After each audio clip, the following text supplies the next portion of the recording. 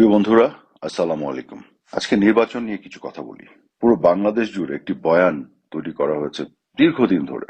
আওয়ামী লীগের সময় সকল নির্বাচন একতরফা নির্বাচন, খারাপ নির্বাচন, এই সেই। হ্যাঁ, ঠিক আছে, আওয়ামী লীগের সময় তিনটি নির্বাচন, বিশেষ করে 2014 সালের 5ই জানুয়ারি, তারপরে 2018 সালের যে নির্বাচন এবং তারপরে 2024 সালের জানুয়ারিতে যে নির্বাচন, প্রত্যেকটি নির্বাচনকে নিয়ে বিভিন্ন ধরনের বিশেষণে বিশেষায়িত করা হয় এবং আওয়ামী লীগকে দোষারোপ করা হয়। কিন্তু আমরা কিন্তু অনেকে প্রত্যেকটি নির্বাচনের ক্ষেত্রে যে বাস্তবতা ছিল সেই বাস্তবতাগুলোকে ভুলে গেছি। আমরা একটা ব্র্যাকেটে ফেলে গণহারে ঢালাও ভাবে এগুলো বলতে থাকি। কেন 2014 সালের 5ই জানুয়ারি নির্বাচনের আগে আমরা কি ভুলে গেছি যে মাননীয় প্রধানমন্ত্রী শেখ হাসিনা বিএনপিকে প্রস্তাব দিয়েছিলেন যে নির্বাচনকালীন একটি সরকার তৈরি করা হবে সংসদে নির্বাচিত প্রতিনিধিদের মধ্য দিয়ে, এবং তিনি বিএনপিকে সংস্থাপন মন্ত্রণালয় এবং স্বরাষ্ট্র মন্ত্রণালয় দিতে চেয়েছিলেন, যে দুটো মন্ত্রণালয় নির্বাচনে সবচেয়ে বেশি ভূমিকা রাখতে পারে। আমরা কিন্তু এগুলো ভুলে গেছি। আমরা কি ভুলে গেছি যে মাননীয় প্রধানমন্ত্রী বেগম খালেদা জিয়াকে ফোন করেছিলেন, কিন্তু কিভাবে সেই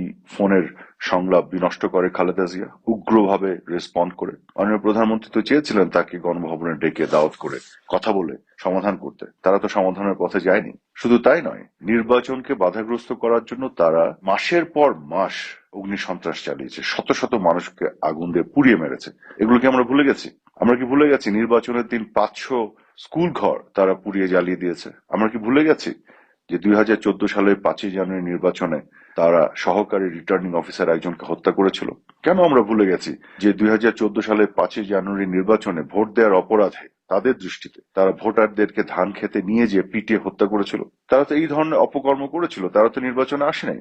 এবং যে ধরনের জ্বালাও পোড়াও তারা করেছিল, তার ফলে আমরা দেখেছিলাম সেই নির্বাচনে 150-এর বেশি আসনে আওয়ামী লীগের সংসদ সদস্যরা যারা ক্যান্ডিডেট ছিল তারা বিনা প্রতিদ্বন্দ্বিতায় নির্বাচিত হয়ে গেছে, কারণ নির্বাচনটা করতেই দেয়নি বিএনপি ঠিক মতন। তো এখন খেয়াল করে দেখুন, আমি কিন্তু ওই সময় বলেছিলাম যে একটা ভালো নির্বাচনের জন্য নির্বাচনে আওয়ামী লীগের সাথে বিএনপি কে লাগবে। উইদাউট বিএনপি আপনি যে প্রশ্ন তুলছেন যে আনকন্টেস্টেড আওয়ামী লীগ জিতে গেল, নির্বাচনের যে গ্রহণযোগ্যতা নিয়ে প্রশ্ন তুলছেন, সেটার দায়িত্ব বিএনপি কে দিতে হবে, কারণ বিএনপি তো আসে নাই। বিএনপি কে আনার জন্য বহুভাবে চেষ্টা করা হয়েছে, বিএনপি সন্ত্রাসের পথে হেঁটেছে, তারা নির্বাচনের দিকে আসেন। এখন বিএনপি যদি না আসে সেই ক্ষেত্রে আনকন্টেস্টেড তো হবেই। এবং তখন আমি বলেছিলাম, অনেকগুলি টক শোতে অন রেকর্ড আছে, যে আওয়ামী লীগ যদি চালাকি করে যে তার তো অনেক প্রার্থী আছে, তার তো অনেক নেতাকর্মী আছে গ্রাসরুটে, সবাইকে ছেড়ে দিলে কোনো নির্বাচন, কোনো এলাকায় কোনো আসন আনকন্টেস্টেড হতো না, প্রতিদ্বন্দ্বিতা ছাড়া হতো না, কেউ না কেউ দাঁড়িয়ে যেত, সেক্ষেত্রে প্রতিদ্বন্দ্বিতাপূর্ণ নির্বাচন হতো। কিন্তু আমি যে প্রশ্ন রেখেছিলাম,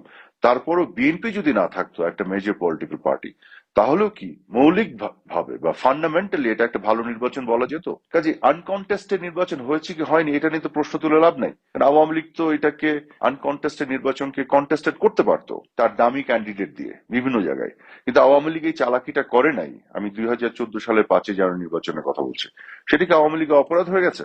কাজে আমার বক্তব্যটা কিন্তু পরিষ্কার ছিল যে বিএনপির মতন একটা মেজর পার্টি যদি ইলেকশনে না থাকে, তাহলে সেই নির্বাচন আনকন্টেস্টেড হলো নাকি ডামি ক্যান্ডিডেট দিয়ে কন্টেস্টেড হলো তাতে কিছু যায় আসে না। ফান্ডামেন্টালি নির্বাচনের যে গ্রহণযোগ্যতা সেটা কিন্তু কিছুটা হলেও প্রশ্নবিদ্ধ থাকবে, এই কথা কিন্তু আমি বলেছি। কাজে বিএনপি না আসাটাই মূল কারণ ছিল একটা ভালো নির্বাচন করতে না পারা। এবং বিএনপি আসে নাই, এটার দোষ কিন্তু বিএনপির ছিল, কারণ তাদেরকে বহুভাবে সকল ধরনের প্রস্তাব দেওয়া হয়েছে, কিন্তু তারা এটা মানে নাই, তারা নির্বাচন বর্জনের পথে হেঁটেছিল। এগুলো ভুলে গেছে জাতি। এখন খেয়াল করে দেখুন, তারপরে 2018 সালের নির্বাচনে বিএনপি আসলো নামকা ওয়াস্তে ঐক্যফ্রন্ট বানিয়ে। আমি তো দুটো নির্বাচন করেছি, নির্বাচন করতে গেলে কি ধরনের প্রিপারেশন লাগে। আমার উপনির্বাচনে কিন্তু কোনো বড় প্রতিদ্বন্দ্বী ছিল না এবং জাতীয় নির্বাচনও ছিল না, তারপরও যে পরিমাণ খাটাখাটনি করতে হয়েছে আমাকে, প্রত্যেকটা এলাকায় পোলিং এজেন্ট দিতে হয়েছে, প্রত্যেকটা কেন্দ্রে, প্রত্যেকটা সেন্টার ভিত্তিক কমিটি বানাতে হয়েছে, প্রত্যেকটা এলাকা ধরে ধরে সংগঠিত করতে হয়েছে, ক্যাম্পেইন করতে হয়েছে, পোস্টার ছাপাতে হয়েছে। এগুলো কিন্তু অনেক কর্মকাণ্ড আছে যেগুলো করতে হয় যদি আপনি সত্যিকার অর্থে নির্বাচনে থাকতে চান। আর প্রতিদ্বন্দ্বিতাপূর্ণ নির্বাচন হলে তো এগুলো আরো 10-12 গুণ 20 গুণ বেশি এফর্ট এবং এটা দিতে হয়, যে প্রচেষ্টা দিতে হয়। কিন্তু বিএনপি 2018 সালের নির্বাচনে সেগুলো কিছুই করেনি, নামকা ওয়াস্তে আসছে। তার নির্বাচনে এসেছিলই নির্বাচনে হেরে যাওয়ার জন্য। এখন একটা বড় দল যদি নির্বাচনে মাঠে না থাকে ঠিক মতন, তাহলে কিন্তু মাঠে অনেক কিছু অগোছালো ঘটনা ঘটে যেতে পারে, কারণ একটা বড় দলের উপস্থিতি কিন্তু সত্যিকার অর্থে একটা ভালো নির্বাচনের জন্য প্রয়োজন। এটা হচ্ছে বাস্তবতা। কারণ বাংলাদেশে যারাই খালি মাঠ পায় তারাই কম বেশি এদিক ওদিক করে ফেলে, এটা কিন্তু দল নির্বিশেষে অনেকের মধ্যে টেন্ডেন্সিজ আছে আনফরচুনেটলি। কাজে একটা বড় দলের উপস্থিতি খুব দরকার। এখন 2024 সালে এসে দেখেন আওয়ামী লীগ কি করলো, বিএনপি আবার আসলো না। 2024 সালের জানুয়ারিতে আওয়ামী লীগ বললো ঠিক আছে নির্বাচন ওপেন করে দেবো। আমরা 2014 সালের 5ই জানুয়ারির মতন সেই আনকন্টেস্টেড করবো না, কারণ আমাদেরকে বলা হলো আমরা নাকি আনকন্টেস্টেড করেছি। আরে ভাই, বিএনপি না আসলে তো আনকন্টেস্টেডই হবে। সেক্ষেত্রে একটা উপায় হচ্ছে নির্বাচন ওপেন করে দেওয়া। মাননীয় প্রধানমন্ত্রী জননেত্রী শেখ হাসিনা নির্বাচন ওপেন করে দিলেন।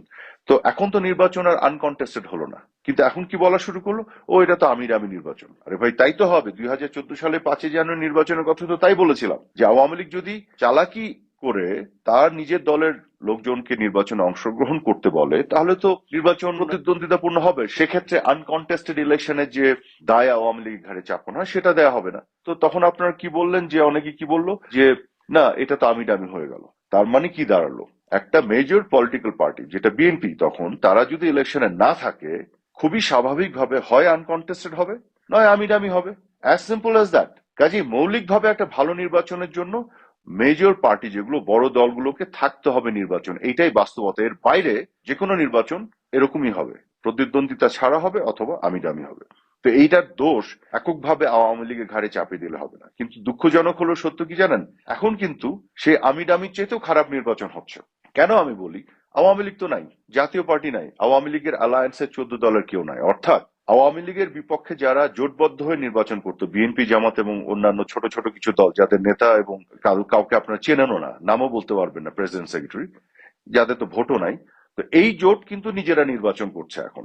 এবং খেয়াল করে দেখুন, নিজেরা নির্বাচন করতে যে কি হচ্ছে, তাদের যে বিদ্রোহী ক্যান্ডিডেট, ডামি ক্যান্ডিডেট যাদেরকে আপনারা আমি ডামি বলেন, সেই বিদ্রোহী যে প্রার্থী যারা, তাদেরকে তারা মনোনয়নের যে প্রক্রিয়া তার মধ্যেই 80% বাদ করে দিয়েছে।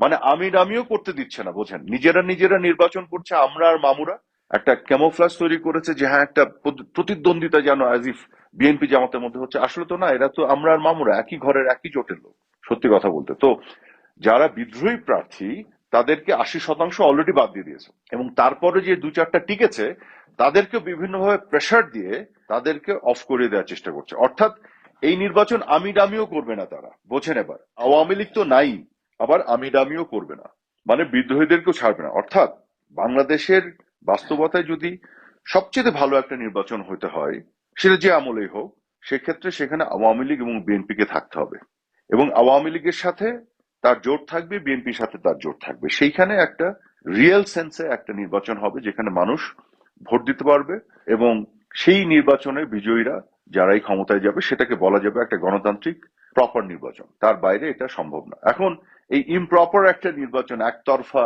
আমরা মামুরা নির্বাচন, সেইখানে তারা আমি ডামি নির্বাচন করতে ভয় পাচ্ছে, অথচ তারা বেহায়ার মতন আওয়ামী লীগকে দোষ দেয়, যেখানে আওয়ামী লীগের হাতে আসলে কিছু করার ছিল না। বিএনপি তো আসে নাই। আর এখন তারা কি করছে, আওয়ামী লীগকে জোর করে বাদ দিচ্ছে। আচ্ছা, আওয়ামী লীগকে নিষিদ্ধ করেছে, জাতীয় পার্টি তো কাগজে কলমে নিষিদ্ধ না, কিন্তু বারে বার দেখেন জাতীয় পার্টির অফিস দখল করছে, আগুন লাগিয়ে দিচ্ছে, তাদেরকে আক্রমণ করছে, মিছিল বের করছে। জাতীয় পার্টিকে আসতে দেবে না, 14 দলকে আসতে দেবে না, 14 দলের সকল নেতাকে জেলে ঢুকিয়ে রেখেছে। অর্থাৎ এরা যে গণতন্ত্র কতটুকু বুঝে, কতটুকু মানে, নির্বাচন কতটুকু মানে, নির্বাচন কতটুকু ওরা বিশ্বাস করে, তার প্রমাণ তো ওরা দিয়ে দিচ্ছে। এরা কেউ আসলে গণতন্ত্র মানে না, গণতন্ত্র অনুধাবন করে না, বোঝে না, ভালো নির্বাচনও চায় না, সবাই ক্ষমতায় যেতে চায়। কিন্তু ঘুরে ফিরে সব দোষ হচ্ছে আওয়ামী লীগের। এরকম একটা বয়ান হাজির করা আনফর্চুনেটলি। তো দেশের মানুষকে যেটা বুঝতে হবে যে হ্যাঁ, আমাদের সময়, আমি বলবো না যে কিছু কিছু ক্ষেত্রে আমাদের ব্যর্থতা, ত্রুটি, দোষ ছিল না, কিন্তু এরা তো এক একটা মনস্টার, এরা তো নির্লজ্জের মতন আচরণ করছে।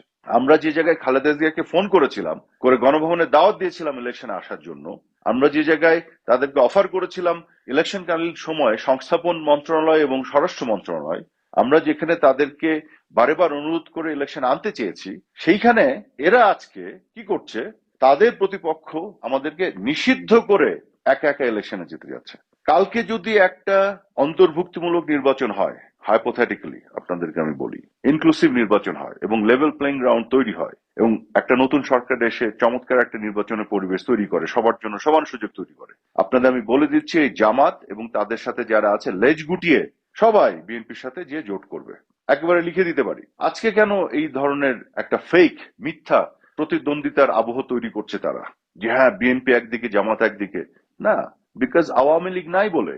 আওয়ামী লীগকে তারা নিষিদ্ধ করে রেখেছে বলে তারা একটা আমরা মামুরা নির্বাচন করছে।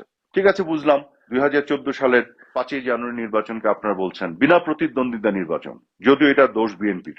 ঠিক আছে, আপনার 2018 সালের নির্বাচনকে এক বিশেষণে বিশেষায়িত করছেন, সেখানেও বিএনপির দায় আছে আমি মনে করি, কারণ তারা পোলিং এজেন্ট দেয় নাই, পোস্টার ছাপায় নাই, ইলেকশনটাই করেনি, কিন্তু সব দায় দিয়ে দিল, মাঠ খালি ছেড়ে দিয়েছিল, যে ঘটনাগুলি ঘটেছিল তার দায় পুরোটা আওয়ামী লীগকে দিয়ে দিল। 2024 সালের জানুয়ারিতে এসে সেখানেও আপনারা বলছেন যে আমি দামি নির্বাচন। তাহলে আজকে যে নির্বাচন হচ্ছে এটা আগামী দিনের ইতিহাসে আমরা আর মামুরার নির্বাচন হিসেবে পরিচিত হবে।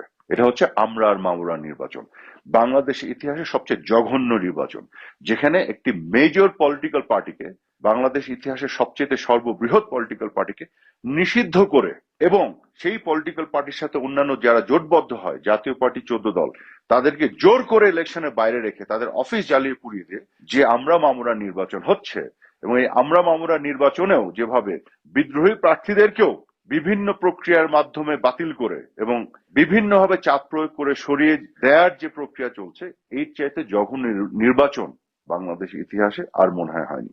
এই আমরা আর মামুরা এই নির্বাচনকে ধিক্কার জানাই। ধন্যবাদ আপনাদের সবাইকে।